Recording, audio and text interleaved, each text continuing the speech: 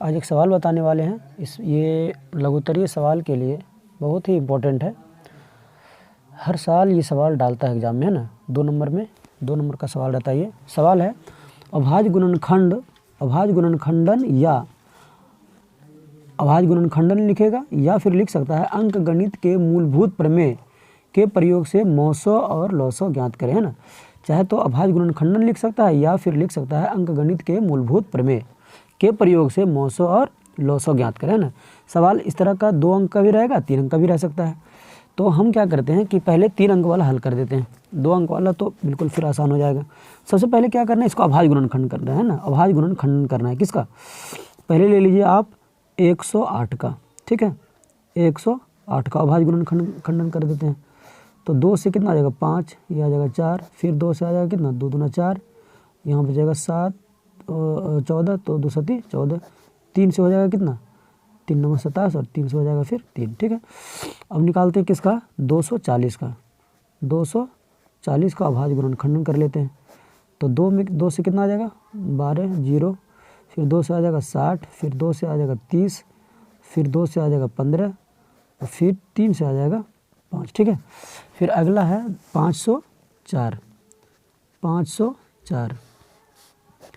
तो इसमें 2 से कितना आ जाएगा, यहाँ आ जाएगा 25, फिर 2 और ये आ जाएगा कितना 2 से लेंगे तो आ जाएगा 2 2 दूना 4 और 2 छक्के 12, ठीक है।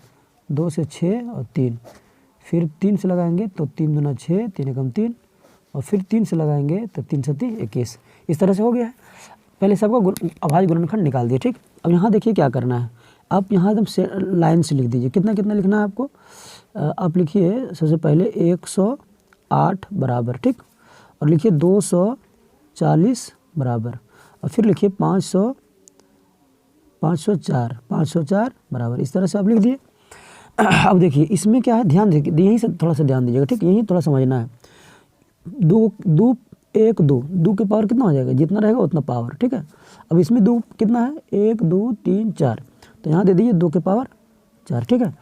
यहाँ दीजिए 1 2 3, जैसे है ना, जैसे हम सीरियल से कर रहे हैं वैसे ही कीजिएगा, गड़बड़ाएगा नहीं, है ना, कोई गलती नहीं होगा। फिर 1 2 3, यहाँ 2 के पावर कितना हो जाएगा 3 हो जाएगा, ठीक। उसके बाद गुना दे दीजिए सभी में, इस तरह से सभी में गुना दे दिए। अब 3 के पावर इसमें कितना है 3 के पावर कितना है 3, और 3 के पावर इसमें कितना है 1, 3 के पावर कितना 1, इसमें 3 के पावर कितना 1 2, कितना हो जाएगा 2, ठीक है। फिर गुना दे दिए सब में, उसके बाद 3 तो इसमें है नहीं, 5, 3 के बाद 5 इसमें किसमें बीच वाला में है ना, इसमें 2 इसमें है 5 के पावर कितना है 1, ठीक है। और दोनों में 5 नहीं है, जिसमें 5 नहीं है उसमें अपने मन से क्या करना है पावर 0 कर देना है। अपने मन से कितना कर देना है पावर 0, क्योंकि 5 के पावर 0 का मान कितना होगा 1 होगा, है ना, तो दे सकते हैं ऐसे, ठीक है। फिर गुना कर दीजिए अपने मन से, इस तरह से सभी में, ठीक है। अब 7 है, 7 किस में लास्ट वाला में है, मतलब कि 504 वाला में 7 की पावर कितना 1, ये सब में नहीं है तो कर दिए 7 की पावर 0 और फिर कर दिए 7 की पावर 0, सेम टू सेम ऐसे कर दीजिए, है ना। अब देखिए क्या लिखना है। अब मान लीजिए हमको कह रहा है मौसो निकालने के लिए, तो मौसो बराबर लिखेंगे, मौसो बराबर, है ना, लिखेंगे प्रत्येक अभाज्य गुणनखंड, प्रत्येक अभाज्य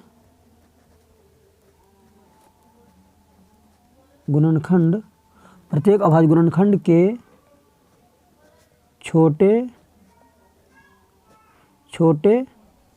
घात का गुणनफल।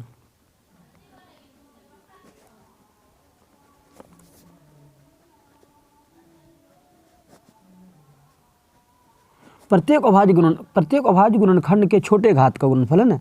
तो प्रत्येक का छोटा ले देखिए 2 है ना, 2 का छोटा लेना है। छोटा घात सबसे कितना है 2 के पावर 2, ठीक है। 3 का सबसे छोटा घात लेना है, कितना हो जाएगा 3 के पावर 1, यहाँ पावर 3, यहाँ पावर 1, यहाँ पावर 2, सबसे छोटा क्या है 1। फिर लेना है 5 का सबसे छोटा घात, तो 5 के सबसे छोटा क्या है 0, यहाँ 1 है तो 1 तो बड़ा है, दोनों 0 है तो कोई भी ले सकते हैं ना। फिर 7 का सबसे छोटा घात कितना 7 के पावर 0, ठीक है। 2 के पावर 2 कितना हो जाएगा 4, गुना 3 के पावर, तो यहाँ 3 हो जाएगा, गुना 5 के पावर 0 तो 1, फिर 7 के पावर 0 तो 1, 4 3 12 कितना आ जाएगा, यहाँ आ गया आपका 4 3 12, ये आपका आंसर है क्या मौसो, है ना। उसके बाद देखिए लॉसो क्या होगा, अब निकालना क्या है लॉसो, तो सब यही चीज़ लिख दीजिए, प्रत्येक प्रत्येक अभाज्य गुणनखंड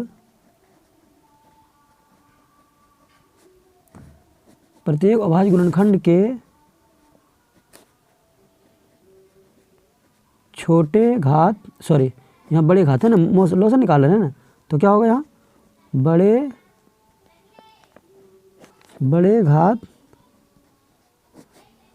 का गुणनफल है ना, गुणनफल। देखिए लघुत्तम निकालिएगा ना कुछ चीज़ का तो बड़ा रहेगा, तो इसलिए यहाँ क्या लेना, बड़ा घात। हम महत्तम निकालते हैं तो भाग देते हैं ना, भाग विधि से निकलता है। लघुत्तम में गुना होता है, तो लघुत्तम जो होता है वो बड़ा होता है इसलिए बड़ा घात लेते हैं, महत्तम में छोटा होता है इसलिए छोटा घात लेते हैं। किसी भी संख्या का महत्तम और लघुत्तम निकालिएगा ना तो लघुत्तम बहुत बड़ा होगा, महत्तम जो होगा वो बहुत छोटा होगा ना। तो यहाँ बड़ा घात लेना है तो क्या हो जाएगा, प्रत्येक का बड़ा घात चुनिए इसमें से, है ना।